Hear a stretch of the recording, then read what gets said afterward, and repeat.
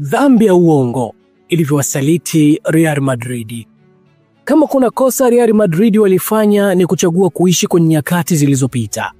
Arsene Wenger anasema Real Madrid walijipanga kuisurubu Arsenal kupitia historia yao. Bado Real Madrid walikuwa wakiishi kwa imani ya matambiko na ghadhabu za mizimu ya Santiago Bernabeu ili kugeuza maji kuwa divai. Walikuwa wanasubiri miujiza ajabali kuelea juu ya maji bila ya uwepo wa watenda miujiza. Miaka mingi iliyopita wangekutisha na wangekusurubu. Cristiano Ronaldo, Karim Benzema waligeuka kuwa ndoto ya kutisha kila linapokuja suala la kisasi. Wakapakeuza Santiago Bernabeu kuwa machinjio. Ilitendeka kila hila ambazo timu pinzani hawakupendezwa napo. Ukatili uliotendeka Santiago Bernabeu wakati huo, hata ibilisi angesujudu na kukiri kuwa ulikuwa ukatili wa kutisha. Real Madrid waliingia uwanjani sio kama timu bora, bali walitegemea zaidi miujiza iliyotendeka nyuma.